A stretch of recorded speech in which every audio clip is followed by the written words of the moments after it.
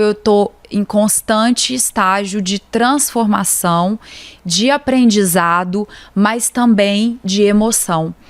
Quando eu sinto que a minha emoção, ela transferiu para algum lugar que eu não desejo, ou que ela trouxe esse certo comodismo para mim,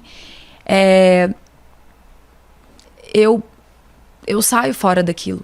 Eu quero uma coisa nova. Eu preciso disso para viver, sabe? E muita gente me fala, principalmente em relação a relacionamentos, que eu não posso ser assim da minha vida toda, porque senão eu não vou construir algo sólido. E eu não penso dessa forma. Eu penso que tudo foi sólido no tempo que precisava ser. Entendi. E que se você se transforma e o outro se transforma também, você precisa respeitar o seu tempo. Você precisa respeitar essa transformação. Entendeu? E assim eu levo esse pensamento para tudo na minha vida. Até quando a gente fala relacionado também à parte financeira. Sim. Pensando nessa questão que você citou, da zona de conforto e tudo.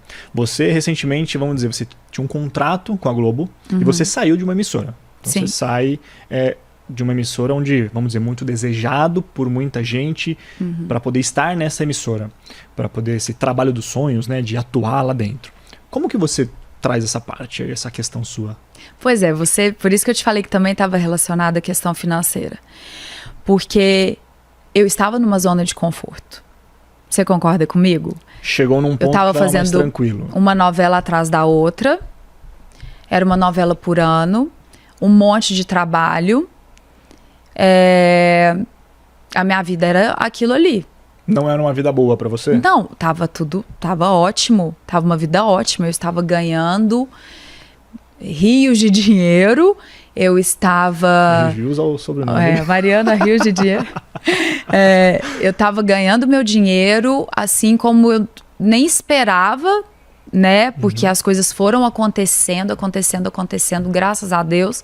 E elas aconteceram de uma forma muito bonita e muito, muito bem-vinda também. E de muito trabalho. Muito, muito trabalho. Então, assim, só que eu senti que eu entrei nessa zona de conforto. E eu precisava mudar. Então, o meu interesse em fazer a novela, em atuar, ele foi diminuindo. O meu interesse em aceitar os convites, ele foi diminuindo. Eu já queria sair daquela zona de conforto e queria fazer algo diferente. Então, eu queria fazer show, eu queria apresentar algum programa, eu queria mudar. Eu não queria estar ali fazendo um personagem. Atuando lá. Foi Você aí se que eu preparou tive... financeiramente para poder tomar essa decisão? Com toda certeza. Por isso que eu te falo que eu sou conservadora. Eu não faço as coisas sem pensar. Tudo que eu faço está muito bem pensado e planejado para que eu amanhã não me arrependa. Sim, porque da mesma forma que é uma zona de conforto, teoricamente, por outro lado, a gente tem o quê?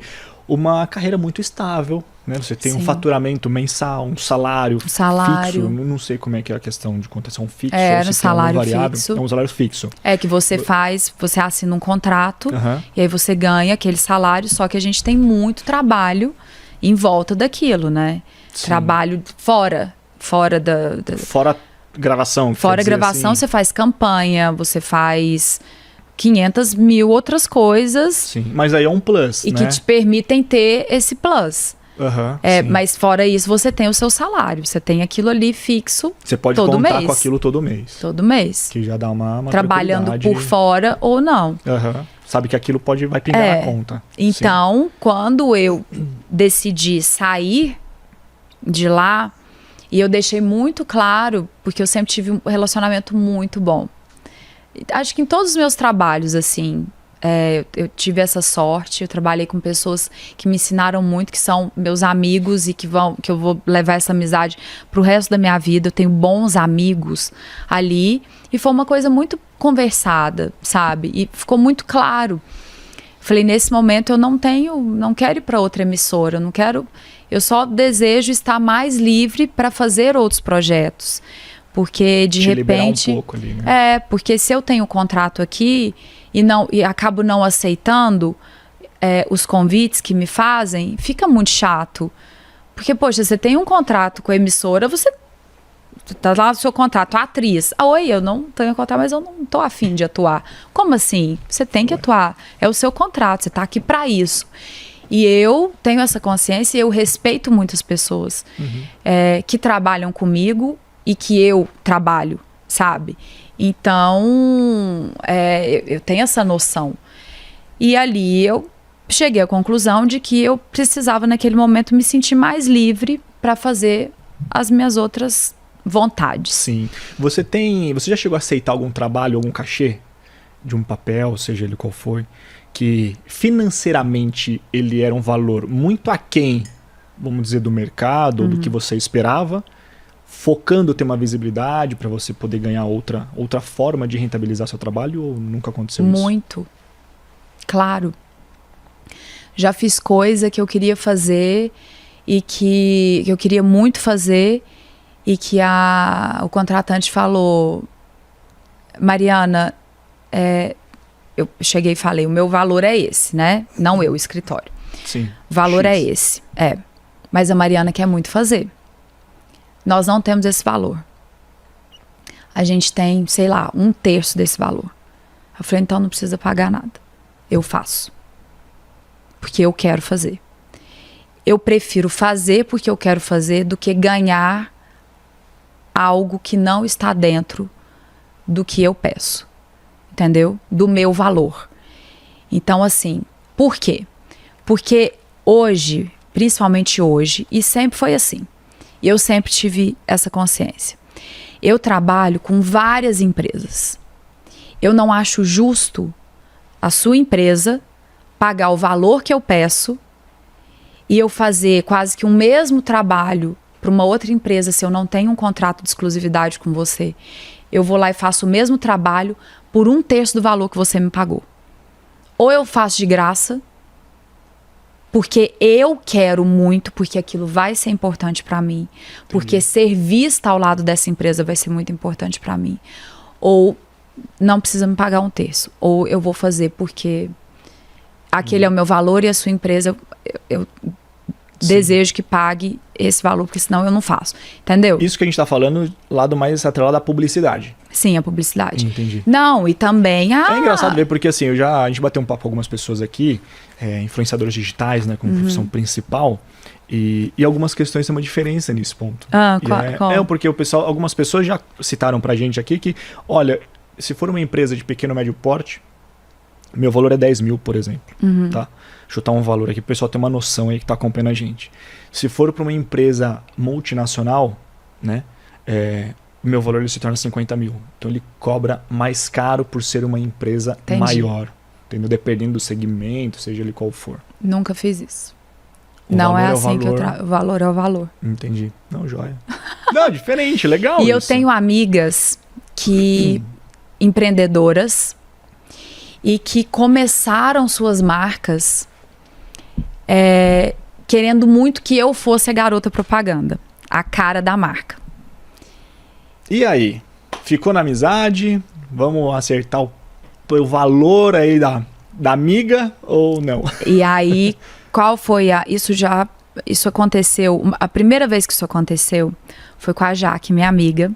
Um beijo pra Jaque, que é uma mulher empreendedora, uma mulher que ela trabalha, ela e o marido, eles têm uma marca e foi a realização do sonho dela, essa marca.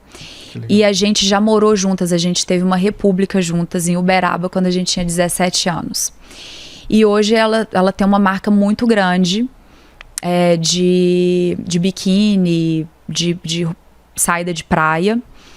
E ela é uma mulher que ela sempre teve sonhos, assim como eu.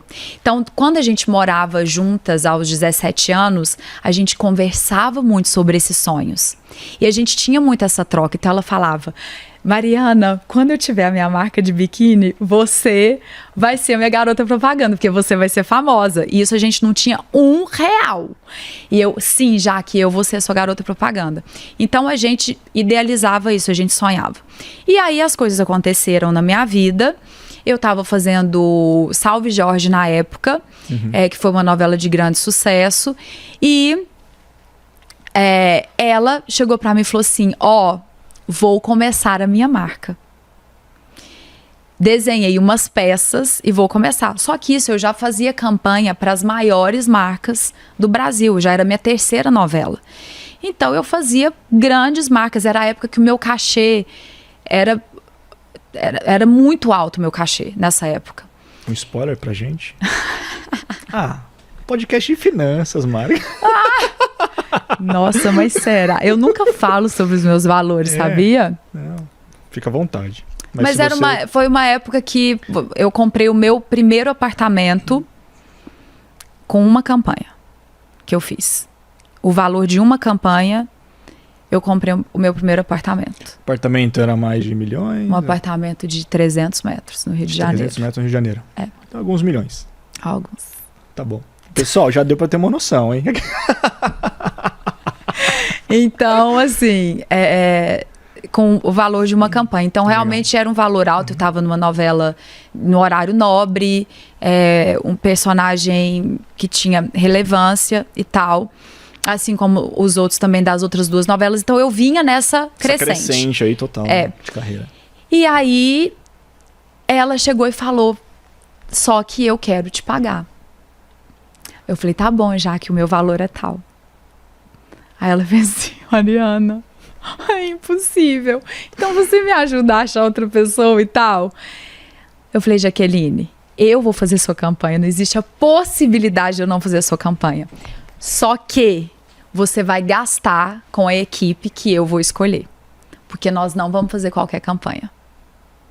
Então, se eu estou na campanha, a única coisa que eu tenho para exigir, né, é que você... É a minha turma. Sim, é a minha turma. Sim, e eu fui lá, escolhi e ajudei ela nessa negociação, porque eram profissionais caros, porque eram profissionais que são os tops de linha, assim, que a gente tem em São Paulo, principalmente, que a gente tem no Brasil.